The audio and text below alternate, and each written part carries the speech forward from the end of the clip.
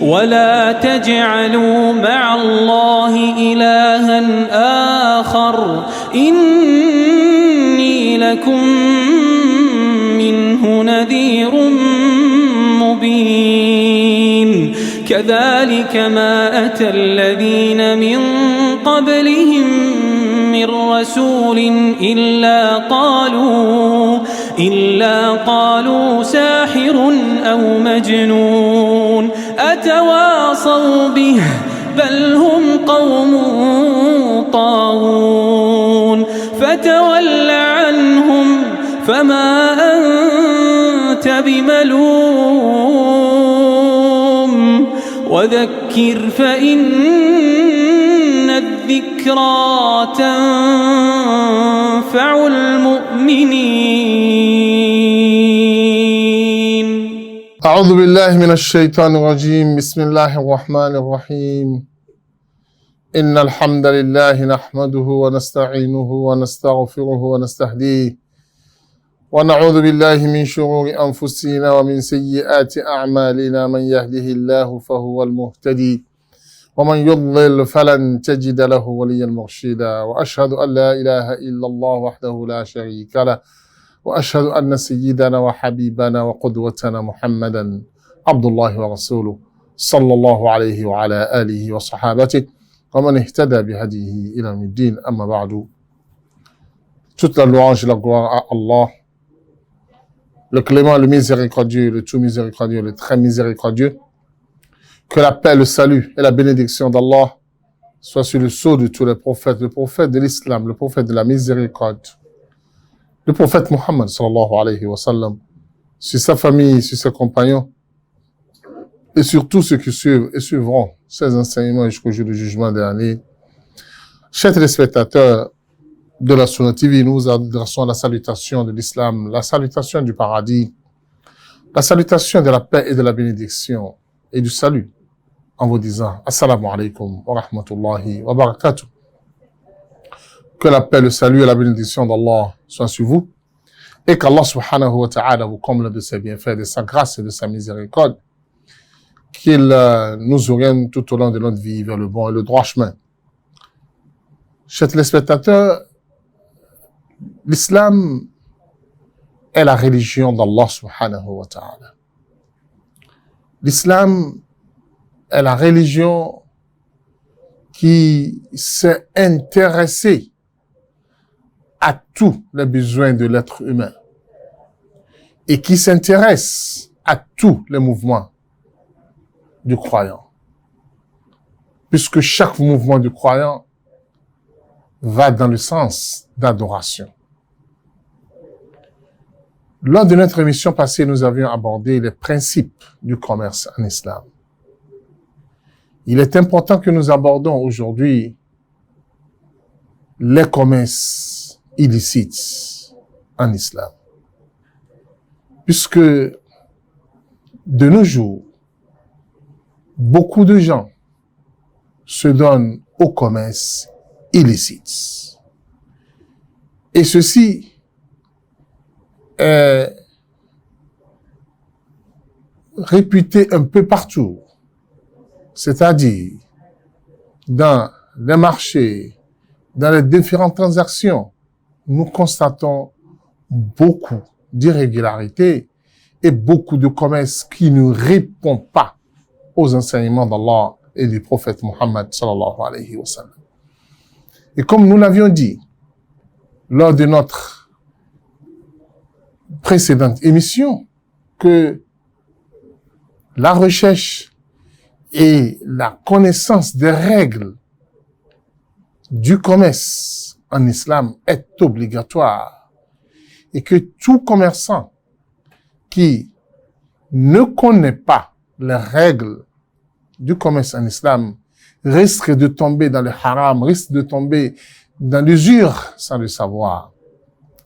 C'est pour cela que nous avons jugé bon d'attirer l'attention de nos téléspectateurs aux transactions illicites, au commerce illicite qui sont d'actualité pour que ceux qui veulent se soumettre à Allah subhanahu wa ta'ala dans tout le mouvement, dans toutes les actions,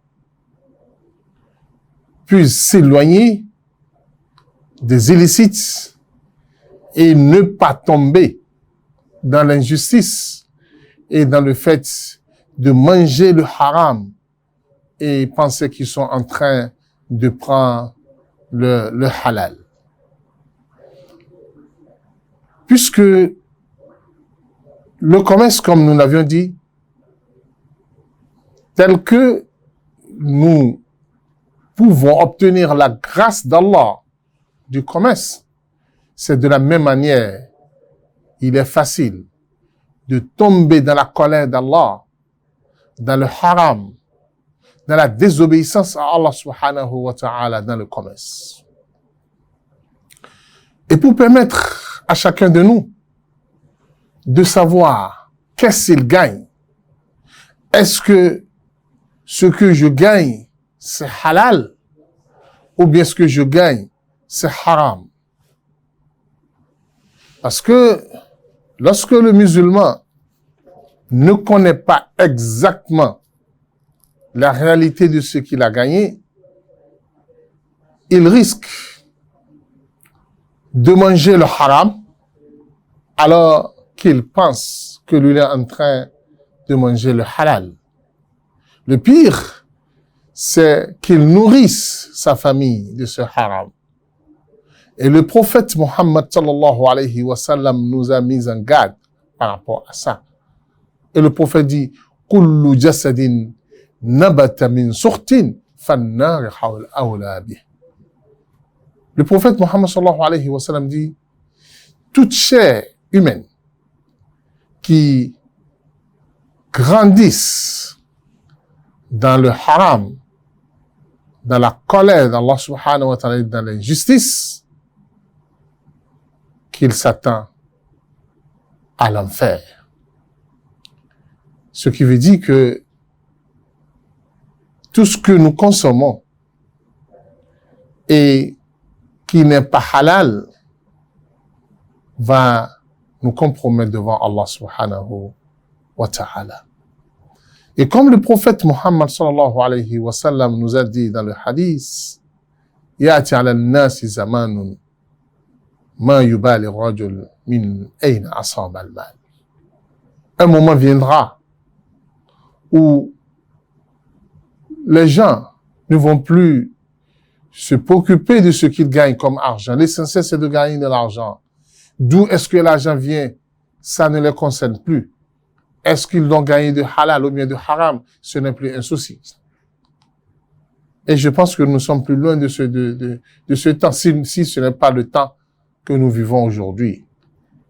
C'est pour cela qu'il est important pour que le musulman puisse savoir ce qui est halal et ce qui est haram par rapport au commerce.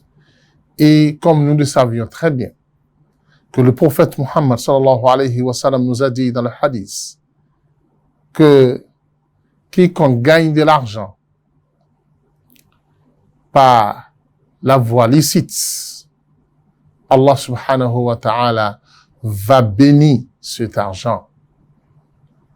Mais quelqu'un qui le gagne de façon illicite, le prophète Muhammad sallallahu alayhi wa sallam dit, il sera comme quelqu'un qui mange et mange et mange et ne se rassasie jamais.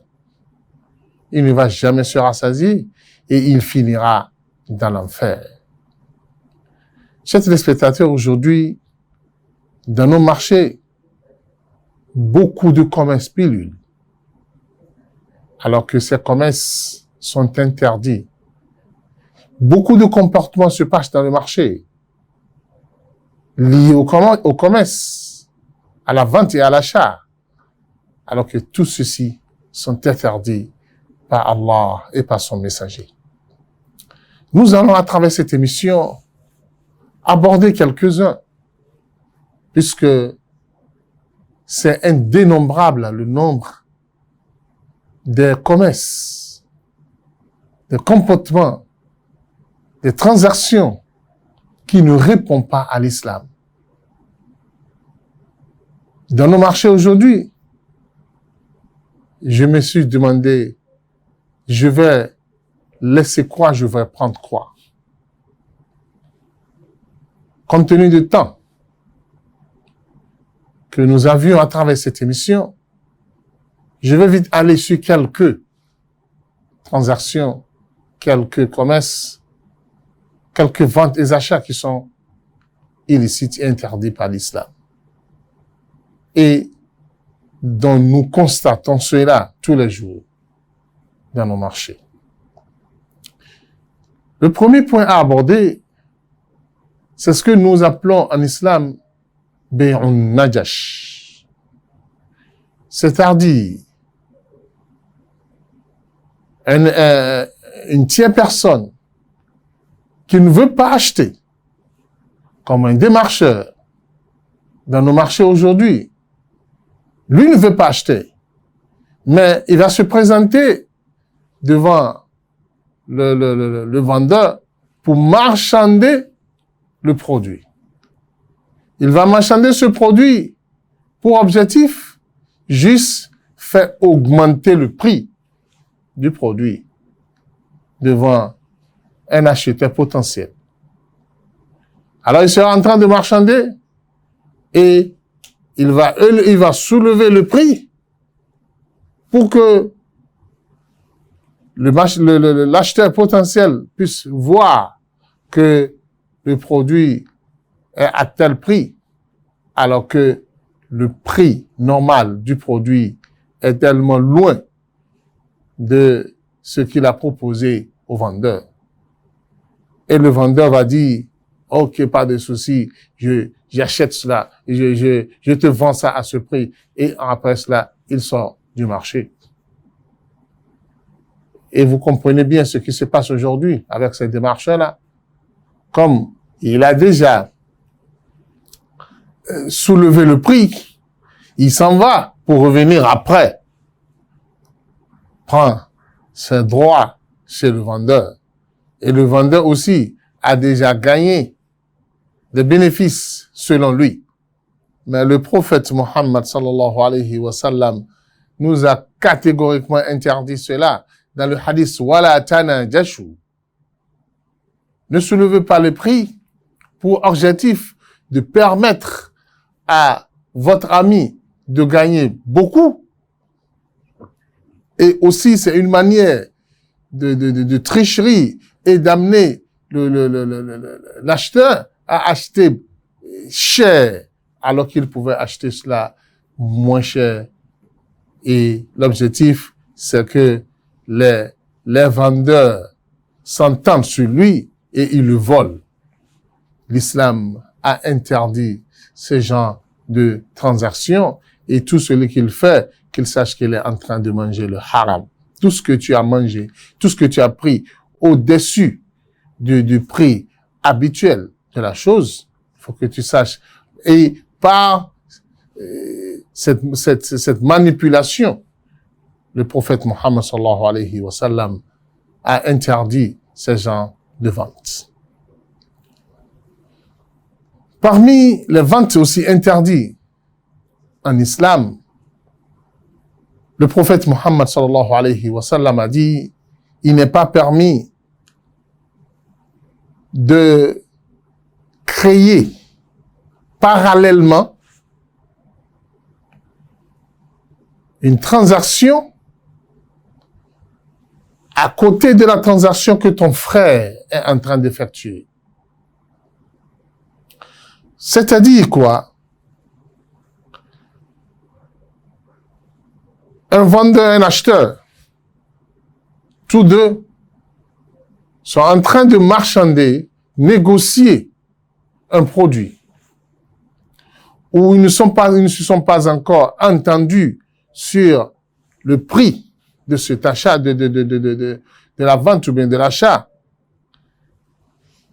Et au même moment, l'autre vient, il insère un produit pareil dans la vente pour dire, prends ça là. Non, ça là, je vais te le donner à tel prix. Alors que les autres n'ont pas encore fini la négociation. L'islam interdit cela. Laissez-les finir d'abord. S'il veut acheter, qu'il achète. S'il ne veut pas acheter, il peut partir. Il peut maintenant passer chez toi pour venir marchander chez toi aussi. Mais au moment où il est rentré dans la boutique de l'autre, en train de négocier avec lui, l'islam interdit à quiconque d'amener un autre produit pour lui dire, oh, regarde ça là, essaie de voir ça là avec moi, et maintenant, tu commences, tu amènes ton frère avec qui il négocie, de laisser sa négociation et de venir te voir là où toi tu es. Ce n'est pas permis en islam. Si l'autre laisse celui qui voulait prendre et il vient vers toi, il faut que tu saches que cette transaction n'est pas acceptée par l'islam et tout ce qui sortira de cette transaction restera illicite. L'islam a interdit aussi un comportement que nous constatons aujourd'hui chez beaucoup de commerçants, c'est-à-dire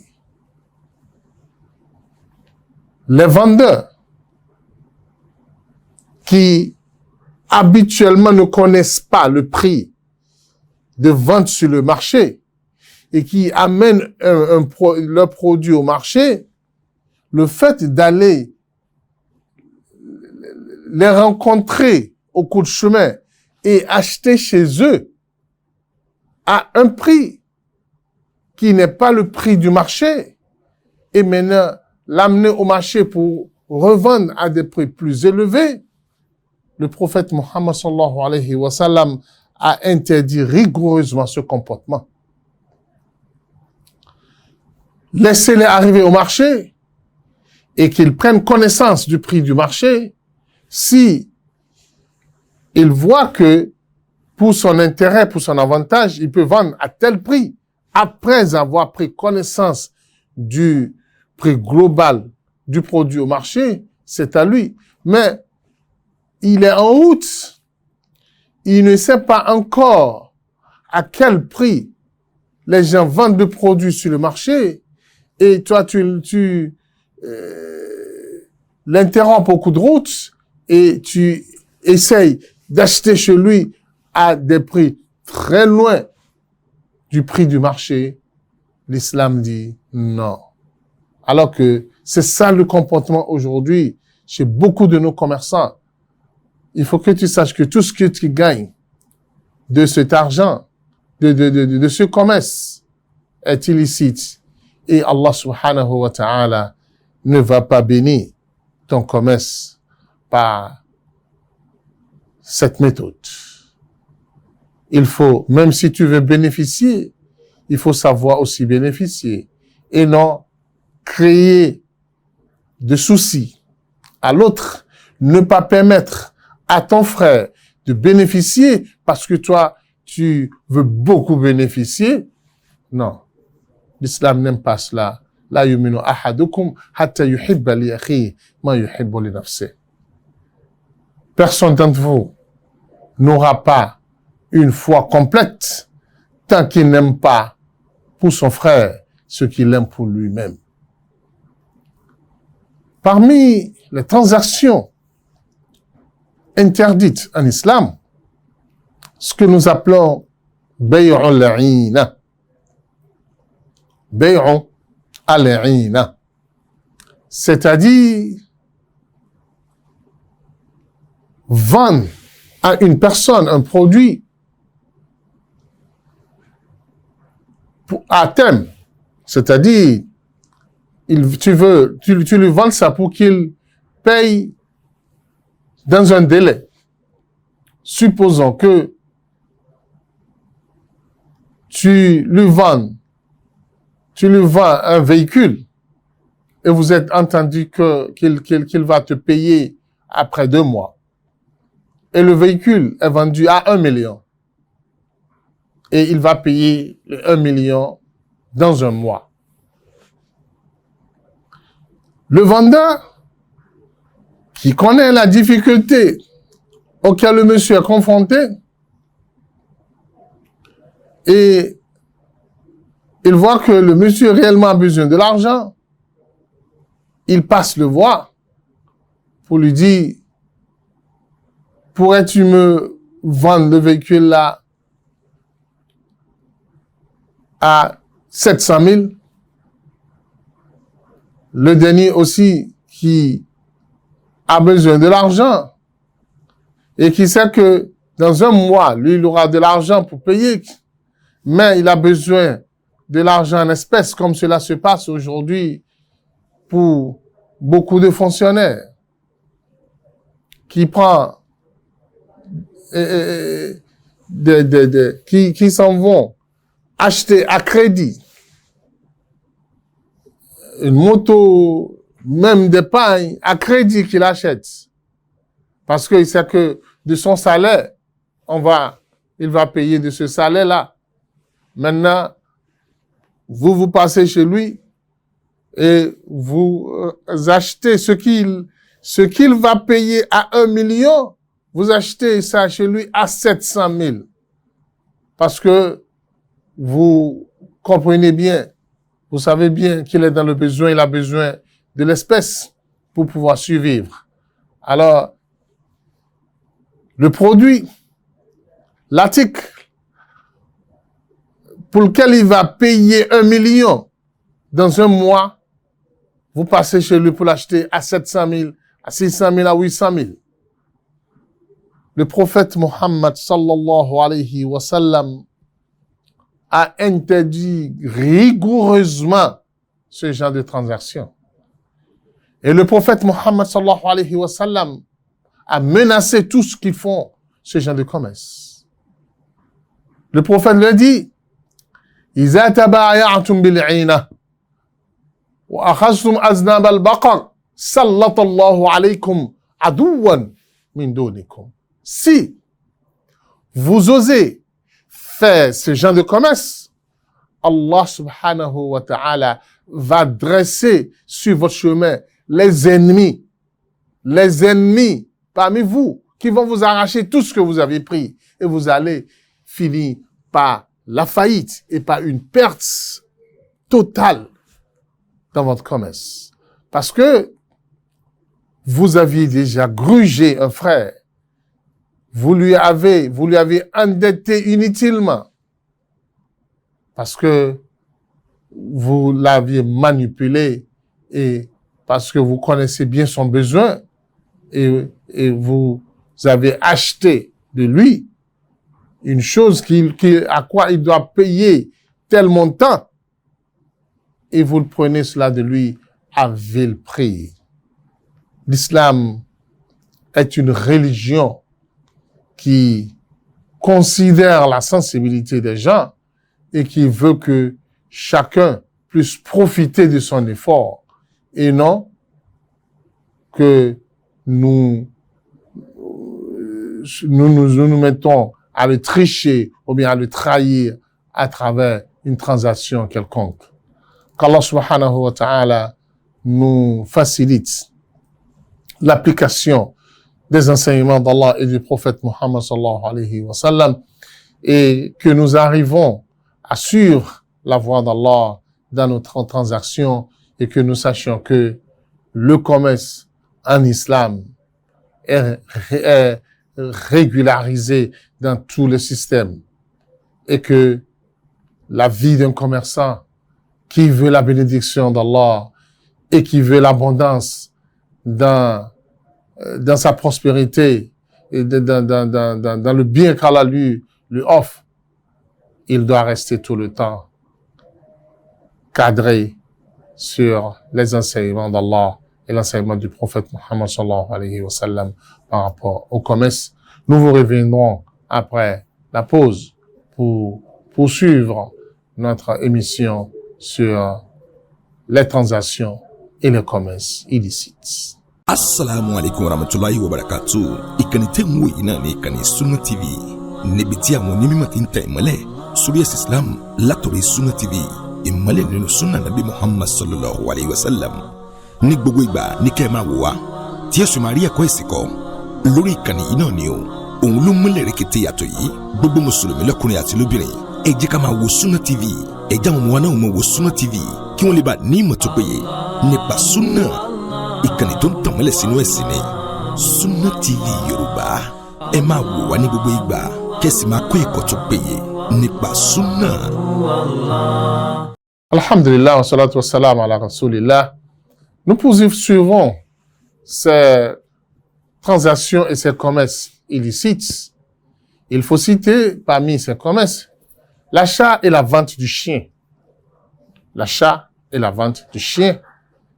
Le prophète Mohammed sallallahu alayhi wa sallam nous dit qu'il n'est pas permis aux musulmans de vendre ou bien d'acheter un chien, sauf si le chien est destiné à la chasse. Si c'est un chien de chasse, c'est permis. Si c'est aussi un chien de garde, c'est-à-dire pour garder ses moutons, ou bien même pour surveiller sa maison, à cette limite-là, c'est permis. Mais si c'est pour prendre le chien comme compagnon, ou bien avoir le chien comme luxe, ou bien tout ce qui sort du cadre de ce que le prophète Mohammed sallallahu alayhi wa sallam a autorisé, le prophète a dit, celui qui achète un chien, ou bien a un chien avec lui, le prophète dit, il paie chaque jour un grand nombre de bienfaits, qiratani. C'est-à-dire, tous ces biens qu'il sera en train de faire, il prie, il jeûne, il sera en train de les perdre tous les jours. Une grande quantité de ces biens, il va les perdre contre le mal qu'il a mis dans sa maison. Puisque le chien, comme le prophète Mohammed sallallahu alayhi wa sallam a dit, quelle que soit la propriété, quel que soit le soin que vous allez apporter au chien, le prophète Mohammed sallallahu alayhi wa sallam dit, ça, c'est salive. Même sa peau contient d'énormes batteries, d'énormes microbes que rien ne peut vous en épargner. Rien. Vos propriétés ne peuvent pas le faire. C'est pour cela que le prophète Mohammed sallallahu alayhi wa sallam dit, si le chien lappe votre assiette, vous devez le laver 7 fois. 7 fois, une fois avec du sable. Seul le sable peut enlever ses batteries. Aujourd'hui, il y a des gens, même parmi les musulmans, qui laissent leur peau lapper par le chien, par le chien, parce que c'est le chien pour eux, c'est un animal domestique avec quoi ils vivent. Vraiment, qu'Allah nous pardonne. Ceci est rigoureusement interdit en islam et le prophète Mohammed sallallahu alayhi wa sallam n'accepte pas que nous gardons un chien avec nous dans la maison. Un chien qui est utilisé pour la chasse restera toujours pour la chasse. Même un chien qui est destiné à garder notre champ, nos animaux, nous savons comment est-ce que nous les traitons. Mais un chien qui cohabite avec un être humain, avec l'homme, l'islam ne l'autorise pas, l'islam ne l'accepte pas. Si tu es un vendeur de chiens, tu es en train de vendre le haram. Et l'argent que tu gagneras de la vente du chien est un argent haram. Si tu consommes quelque chose par cet argent, il faut que tu saches que même si c'est un produit halal que tu es en train de manger, tandis que l'argent qui a servi pour son achat est haram, le produit même devient automatiquement haram. Alors il faut comprendre que lorsqu'Allah subhanahu wa ta'ala interdit quelque chose, il interdit aussi l'argent de cette chose. Si Allah interdit quelque chose, Allah interdit aussi l'argent de la chose. Je veux dire par là, l'alcool, le vin, c'est haram. puisque c'est haram, sa vente et son achat est haram. L'argent de l'alcool, de bière, tout ce que tu gagnes de la vente de la bière est un argent haram qui ne doit pas servir pour aller à la Mecque. Ça ne doit pas servir comme sadaqa, comme aumône. Ça ne doit rien servir en islam. Si tu nourris tes enfants avec ça, tu es en train de les nourrir de haram. Et tu es en train de mettre le feu dans le ventre de tes enfants. Et l'avenir sera très, très, très mauvais pour toi et pour tes enfants. Aujourd'hui, le constat, c'est que beaucoup de gens ne savent pas, mais beaucoup savent bien. Et ils s'enfuient de ça. Ça ne les gêne pas. Bon, je n'ai pas trouvé une chose à vendre. Qu'est-ce que je vais faire? Le marché est saturé, mais l'alcool, la bière, le vin, c'est ça qui marche. Moi, je peux pas survivre sans ça. Mon frère, tu te trompes. Tu es en train de t'anéantir, de te mettre en péril sans le savoir. Tu es en train de passer une vie misérable et tu finiras par la misère. Puisque tu attires la colère d'Allah subhanahu wa ta'ala dans ta vie. Pas ces gens de commerce. Tu as la mosquée, tu pries. Tu jeûnes. Tu sors même la zakat. Alors que l'argent que tu utilises pour la zakat, c'est l'argent de haram. C'est l'argent de l'alcool, du bière, de vin. Mon frère, ne perds pas ton temps. Wallahi, laisse définitivement ce commerce. Et quand quelqu'un laisse le haram à cause d'Allah subhanahu wa ta'ala, Allah s'en chargera de lui. Alors je dis, tout ce qui est illicite, sa commercialisation aussi est illicite. J'ai donné l'exemple, le vin, de l'alcool, le porc, tout ce qui est lié au porc, c'est interdit. Sa vente, son achat, la vente de sa peau, de sa chair, de tout ce qui est lié au porc. Le musulman ne doit jamais se hasarder dans ce chemin parce que le fait de faire un mouvement dans ce sens, c'est dire que ce qu'Allah a interdit, tu encourages à cela et tu les mets à la disposition des gens. Tu facilites sa consommation et tu es responsable de cela devant Allah subhanahu wa ta'ala. Et il faut s'y aller. En matière de vin et de l'alcool, le prophète sallallahu alayhi wa sallam a maudit 10 personnes qui sont en contact avec l'alcool. Dans nos émissions prochaines, nous allons apporter plus de détails là-dessus. Celui qui la fabrique, celui qui la transporte, celui qui achète, celui qui envoie quelqu'un l'acheter, celui qui le transporte, celui qui s'assoit même à table avec celui qui boit. Vous êtes tous concernés par l'alcool, par le vin. Alors qu'aujourd'hui, c'est ça qui est la civilisation.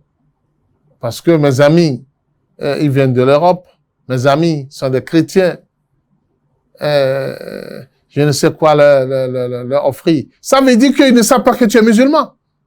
وَمَنْ أَحْسَنُ قَوْلًا مِمَّنْ دَعَا إِلَى اللَّهِ وَعَمِلَ صَالِحًا وَقَالَ إِنَّنِي مِنَ الْمُسْلِمِينَ. Si tu les as annoncés que tu es musulman, ils ne vont jamais hasarder venir te demander de l'alcool ou de vin. Mais comme toi aussi, tu te dis aujourd'hui, musulman modéré, quelle modération en religion? À part de la pagaille et le fait d'être éloigné de la voie d'Allah subhanahu wa ta'ala et avoir la facilité à commettre des péchés. C'est cela qui entraîne tout ce mauvais langage. Qu'Allah nous donne la bonne lumière pour que nous soyons sur la voie d'Allah subhanahu wa ta'ala. Dans le même sens, tout ce qui est interdit, sa vente et son achat est interdit. Les statues, les fétiches, le musulman ne doit pas les adorer. Alors, le musulman ne doit pas les vendre. Le musulman ne doit pas les acheter. Le musulman qui va acheter un boucan ou un quoi, vous savez que ce n'est même plus musulman. Parce que par ce comportement, il est sorti de la religion. Et on lui demande d'envoyer telle chose. Inna lillahi wa inna ilayhi raji'un. Alors même le statut d'un être humain qui n'est pas destiné à l'adoration, mais si ça porte déjà la forme humaine, c'est interdit sa vente et son achat. Le musulman doit être conscient de cela et ne doit pas se hasarder dans ce chemin.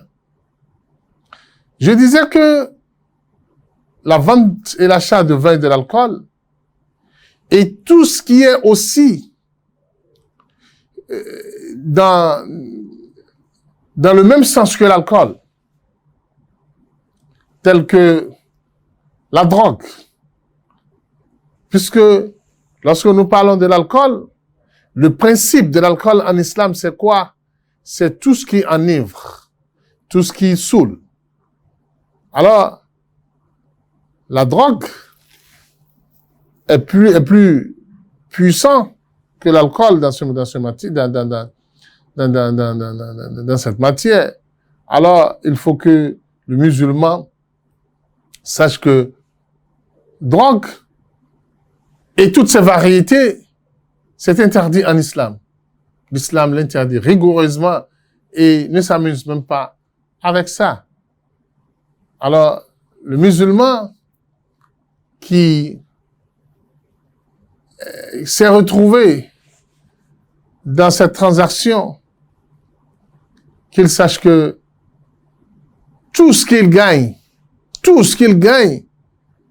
de cette activité n'est rien que de haram. Et qu'il est en train de manger le feu dans son ventre. Et il travaille tout le temps dans le haram.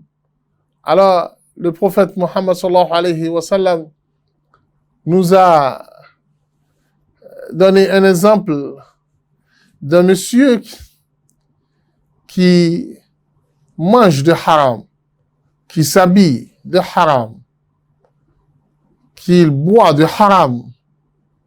Et si les gens veulent même le nourrir, ils le nourrissent de haram. Le prophète dit celui-là qui n'attend jamais que ses prières soient exaucées auprès d'Allah. S'il tend ses mains devant Allah, Allah ne va jamais les exaucer. Et toutes ses demandes auprès d'Allah seront rejetées. Alors le musulman doit faire beaucoup attention par rapport à cela. Il faut ajouter que parmi les ventes illicites en islam, la vente des aliments dont le délai est déjà expiré, l'islam n'autorise jamais que quelqu'un se donne à la vente de cela. Parce que vous allez vous allez propager la maladie dans la société. Alors l'islam interdit cela. Il faut signaler que parmi les transactions interdites en islam, la vente des outils de musique. Puisque Allah subhanahu wa ta'ala nous dit dans le Coran, وَمِنَ النَّاسِ مَنْ يَشْتَرِي لَهْوَ الْحَدِيثِ لِيُضِلَّ عَنْ سَبِيلِ اللَّهِ. Il y a des gens qui achètent les outils de musique pour pouvoir égarer les gens et les éloigner de la voie d'Allah subhanahu wa ta'ala. Puisque le hadith est clair en nous enseignant que la musique n'est que la voix du shaitan.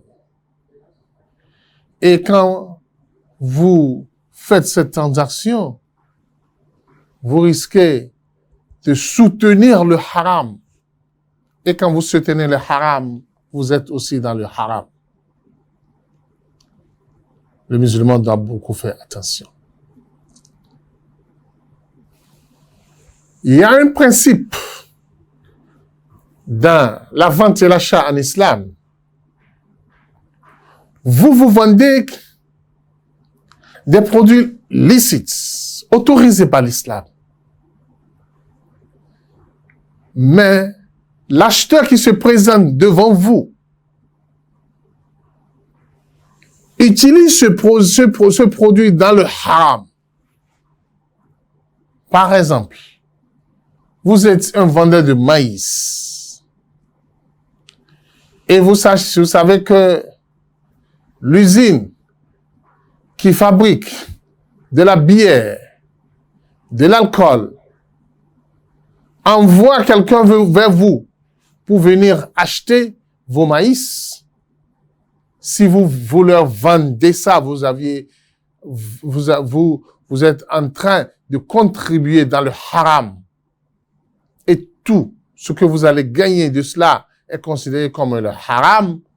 Et lorsque vous mangez cet argent, vous entraînez la colère d'Allah subhanahu wa ta'ala. Car l'islam ne nous encourage jamais à soutenir ceux qui sont dans le haram, à leur apporter les matières dont ils ont besoin pour fabriquer le haram. Parce que lorsque vous les assistez, vous les soutenez, c'est-à-dire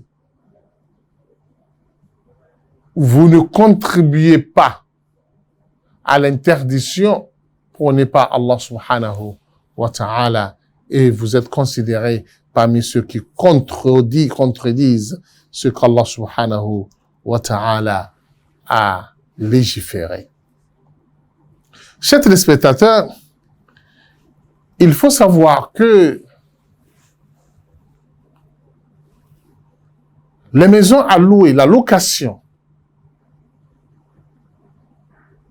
c'est aussi une manière de faire le commerce. Alors l'islam te dit, si tu sais que celui qui veut venir louer ta maison, il veut l'utiliser pour vendre de l'alcool, pour vendre des choses interdites en islam, ou bien transformer ta maison en un lieu de fabrication de haram, ou bien des actes de haram.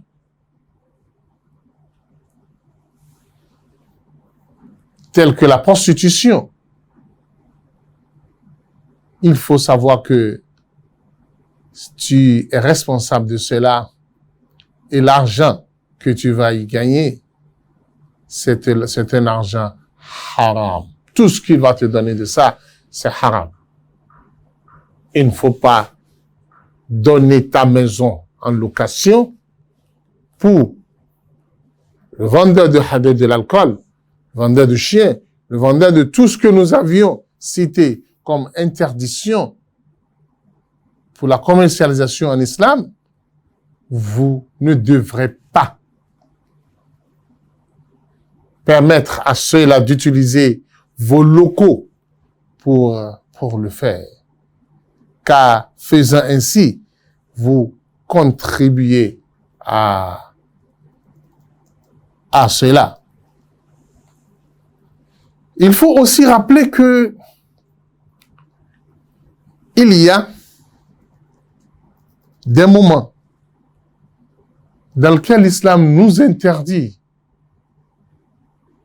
l'achat et la vente. C'est quel moment? Où la boutique de musulmans doit être fermée à cet instant-là. Si un musulman laisse sa boutique ouverte à ce moment, qu'il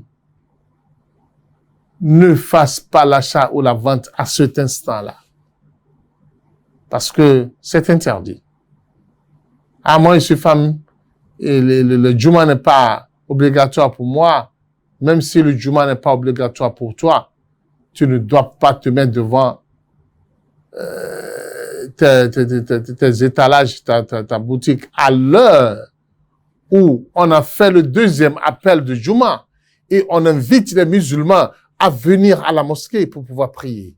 Parce que lorsque toi, tu commences par vendre en ce temps, ça veut dire que tu vas empêcher les musulmans qui veulent aller à la mosquée pour aller prier Juma. Tu les empêches d'aller prier et toi-même, tu ne te diriges pas à la mosquée. Ce qui veut dire que le moment précieux, l'instant de bonheur de tous les musulmans, toi, tu les amènes à perdre ça à cause de ton commerce, à cause de l'argent. Et l'argent que tu vas gagner en ce moment-là, c'est un argent haram. C'est un argent haram. On doit l'éviter. Alors que nous, aujourd'hui, on s'en fiche de cela. On vend quand on veut et comme on le veut. Non, l'islam ne nous autorise pas cela. Il faut signaler bien que parmi les ventes et l'achat qui sont interdits en islam, c'est le fait de vendre quelque chose qu'on ne connaît pas, dont on ne connaît pas sa qualité. Supposons, sur l'arbre, il y a des fruits, et ces fruits-là ne sont pas encore mûrs. On ne voit pas encore les signes que ces fruits-là sont consommables. Et tu dis que c'est ça que tu vends? Non, l'islam interdit ça. Il faut attendre que ces fruits-là soient aptes à la consommation avant que vous ne les mettez en vente.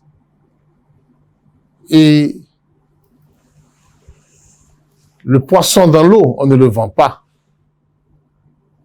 Parce que c'est quelque chose que nous méconnaissons.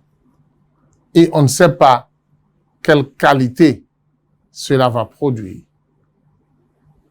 Un champ que nous venons de s'aimer et qu'on ne connaît pas sa production, on ne peut pas dire que je te vends